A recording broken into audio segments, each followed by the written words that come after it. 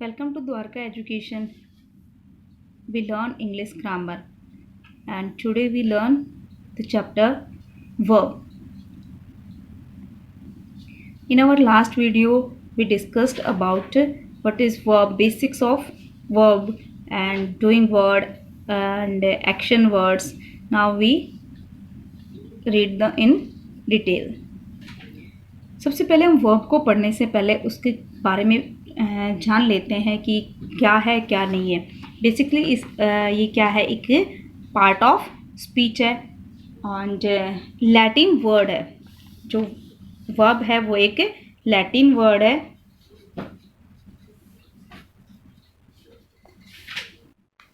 Latin word है जो किससे लिया गया है, वर्बन से लिया गया है. वर्बन का मीनिंग होता है a word that is a part of speech that is telling any action.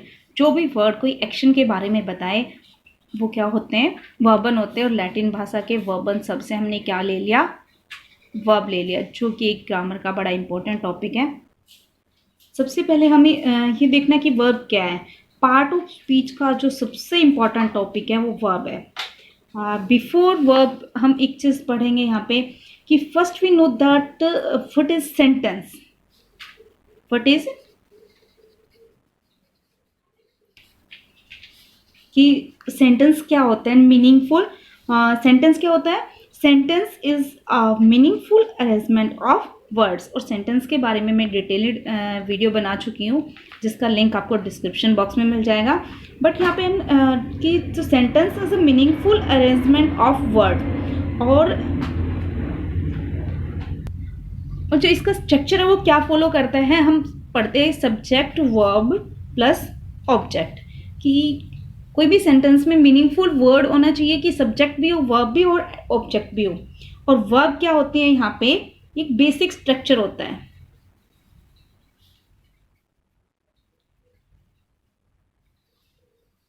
और हम ये देख सकते हैं कि जो यहाँ पे वर्ब जो प्ले एन इम्पोर्टेंट रोल, जो कि क्या होता है कि यहाँ पे जो अगर वर्ब नहीं होगी तो हमारा कंप्लीट सेंटेंस नहीं बन पाता. Then so verb play an important role in the sentence. और जो सब्जेक्ट होता है वो वर्ब के बिना कंप्लीट नहीं है और जो वर्ब है वो सब्जेक्ट के बिना कंप्लीट नहीं है. कि दोनों में अगर एक में सब्जेक्ट एक में वर्ब है तो आपस में अगर वो सेंटेंस है वो कंप्लीट नहीं होगा.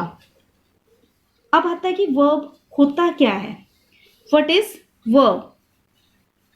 और ये इतना इंपॉर्टेंट क्यों है,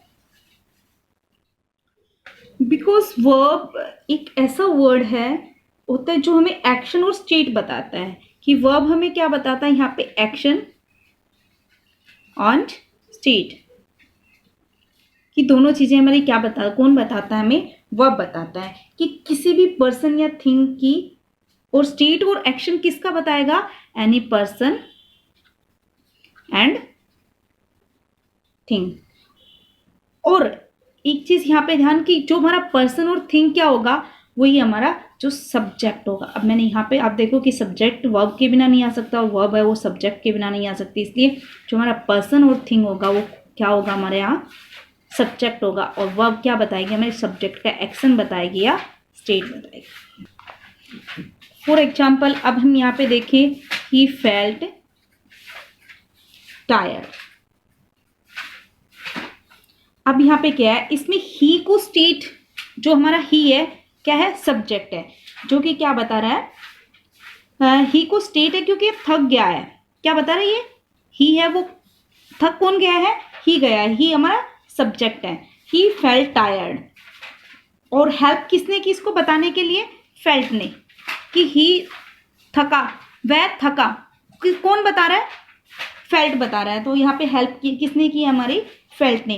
बट इतने से, और आपको बता दूं मैं आपको, इतने से यूज से हमें क्या होता है कि बहुत सारे इंपॉर्टेंट जो क्वेश्चन बनते हैं, इससे रूल्स बनते हैं जो कि वर्ब में हमेशा एग्जाम से या स्कूल एग्जाम्स में हमसे पूछे जाते हैं, पुटअप किए जाते हैं.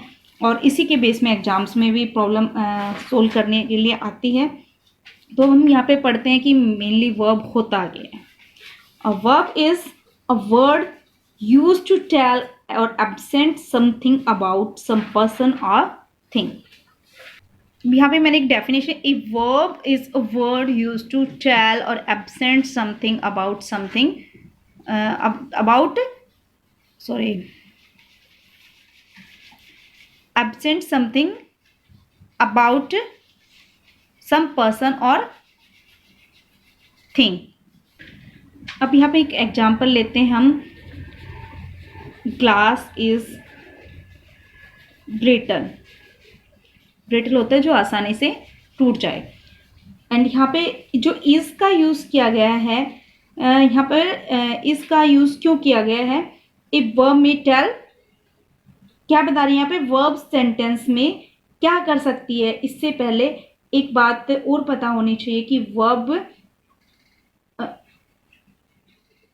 कि जो हमेशा जो वर्ब होती है वो अपने आप से पहले एक सब्जेक्ट लेती है, और सब्जेक्ट हमारा यहाँ पे क्या आ गया है, ग्लास आ जाता है। तो हमारा सेंटेंस क्या बन जाता है, सब्जेक्ट प्लस वर्ब का होता है। यहाँ पे जो हमारी वर्ब बताती है कि व्हाट ए पर्सन और thing does. Next example, he laughs. He यहाँ पे क्या है, सिंगुलर है, एंड वर्ब भी हमारी क्या है, सिंगुलर वर्ब का यूज किया गया है। एंड यहाँ पे भी हमें क्या है कि व्हाट ए पर्सन और थिंग डू, कि what is done by a person और थिंग, कि हमेशा वर्ब में क्या बताया जाता है कि व्हाट अ पर्सन और थिंग डू।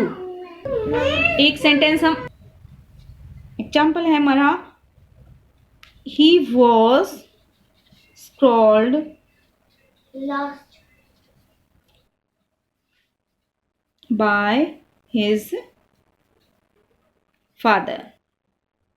अब what a person और thing is, ही को यहाँ पे क्या किया गया है, स्क्रॉल किया गया है, और करने वाला और कोई नहीं है, कौन है, इसका फादर है। और ही को स्क्रॉल किया गया तो क्या किया गया है, कोई एक्शन या रिएक्शन, एक्शन का रिएक्शन है। ही यहाँ पर पर्सन पर क्या हुआ है, उसे डांटा गया है। तो यहाँ पे क्या हुआ है, किसी भी चीज का एक्शन बताया, जिस सब्जेक्ट का है वो अब क्या बता रही है, हमें एक्शन बता रही है। एक और एग्जांपल इसका हम लिख सकते हैं कि आई फेल टायर्ड। ये मुझे कि बता रहा है कि किसी पर्सन और थिंग के स्टेट क्या है, कि वो किस तरह का है, कि आई फील टायर्ड। यहाँ पे क्या बताया जा रहा है, स्टेट बताई जा रही है, एक्शन या स्टेट। अब मैंने दोनों के यहाँ पे एग्जाम्पल दिए हैं। And a verb often consist more than one word. Subject होता है, या एक एग्जाम्पल हम इसमें अगर फिर से और देखें तो क्या होगा कि I feel happy, I feel happy.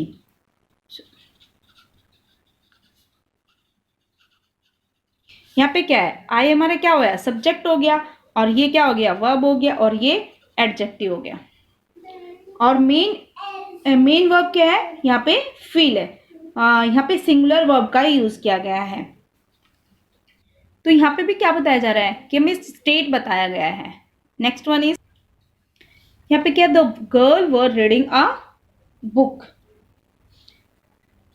इसमें क्या गया है, जो सब्जेक्ट है हमारा, द गर्ल्स, जो हमारा सब्जेक्ट है वो क्या है, प्लूरल है। यहाँ पे सब्जेक्ट हमारा क्या है, प्लूरल है, तो हमारी हेल्पिंग वर्ब भी क्या लगेगी, हमेशा प्लूरल। ये हमारी क्या हो गई, हेल्पिंग वर्ब हो गई, ये भी क्या लगेगी, प्लूरल। और अब बुक हो गया हमारा यहाँ पे ऑब्जेक्ट, और रीडिंग क्या है, हमारी मेन वर्ब है। ये हमारी हेल्पिंग वर्ब है, and then this is main verb. अब यहाँ पर हमने एक सेंटेंस पढ़ा था, ग्लास इज ब्रिटल। तो इसमें जो हेल्पिंग वर्ब हमारी क्या आई थी, इज आई थी, और यह बी का एक फॉर्म होता है। यहाँ पर कोई भी मेन वर्ब नहीं है तो यहाँ पर इज मेरा एक मेन वर्ब की तरह ही काम कर रहा है। इज हमारी वर्ब की तरह भी काम कर रही है, और ये हेल्पिंग वर्ब है, बट ये काम किस तरह कर रही है, मेन वर्ब की तरह यहाँ पे काम किया जा रहा है। अब अब हम पढ़ते हैं इसका। अभी यहाँ पे मैंने आपको समझाया कि मेन बेसिक जो वर्ब होती है वो क्या होती है और किस तरह से काम करती है। अगर हम इसके रूल्स के अकॉर्डिंग अभी चलते हैं तो verb is the main part of the sentence. Sentence का क्या होती है, एक मेन पार्ट होती है। एन एक्शन और activity perform bye a subject. वो किसके ऊपर वर्क करती है, कोई भी एक्शन या एक्टिविटी जो कि किसके द्वारा परफॉर्म की गई है, किसी सब्जेक्ट के द्वारा। For example he is running. यहाँ पे हमारा एक्शन है वो हो रहा है running. So run is an action verb here. जो ही है उसका जो क्या कर रहा है, रनिंग कर रहा है, तो हमारा यहाँ पे कुछ एक्शन किया जा रहा है। So run is the action verb here. He is playing, then here play is action verb. So an action और activity perform by subject, sorry state नहीं, verb, so action verb, this is called an action verb. क्या किया जा रहा है, कोई भी action किया जा रहा है, तो हमें क्या बताया जा रहा है, एक्शन। हम क्या पढ़ रहे हैं, एक्शन डिफाइन किया गया है। Next one is state. State of being of the subject. First में पढ़े तो स्टेट और सिचुएशन ऑफ द सब्जेक्ट, कि क्या हो, स्टेट क्या होता है, जो सिचुएशन ऑफ द सब्जेक्ट होती है उस पर डिपेंड करता है। इसमें ही इज अ बॉय, क्या बताया गया था, ही का एक्शन बताया गया था, और यहाँ पे क्या है, ही इज ए बॉय। यहाँ पे इज जो है, यहाँ पे तो इज बता रहा था, इसका एक्शन बता रहा था, और सॉरी यहाँ पे बॉय का क्या बता रहा है, स्टेट बता रहा है। Next, the boy feels very tired. So here feel जो हो गया वो क्या है, state of the verb. Childrens reads book regularly. यहाँ पे क्या है, what action is perform by the children, reading is the action. यहाँ पे क्या आ गया, रीड है तो एक्शन क्या हुआ हमारा, reading is the action perform by the childrens. जो रीड क्या हो गया हमारा, यहाँ पे एक्शन किया गया है रीडिंग, बट रीड हमारा यहाँ पे क्या आ गया है, स्टेट आ गया, सॉरी एक्शन वर्ब आ गई है। ऐसे ही आई राइड द बाइसिकल, इसमें भी क्या हो गया, जो राइड है वो क्या हो गया, एक्शन वर्ड हो गया है। यहाँ पे हमारे वर्ब के दो पार्ट्स के, एक तो मेन वर्ब होती है और एक क्या होती है, ऑक्सिलरी वर्ब, या जिन्हें हेल्पिंग वर्ब भी बोला जाता है। Main verb and auxiliary verb. सबसे पहले हम पढ़ते हैं मेन वर्ब के बारे में। Main verb are the words that actually shows the action and activity of subject. क्या होता है कि जो सब्जेक्ट की क्या बताएं, एक्शन और एक्टिविटी बताते हैं। They can stand alone without the help of any other verb, कि इनको स्टैंड करने के लिए किसी भी अदर वर्ब की हेल्प की नीड नहीं होती है। For example read, sleep, eat, run. अब हम एग्जाम्पल देखते हैं। सन साइन, साइन एक्शन क्या हुआ है सन का, shine. So this is main verb here, shine is main verb here. Bus stops, what is the action bus perform, it is stops, then stops is main verb.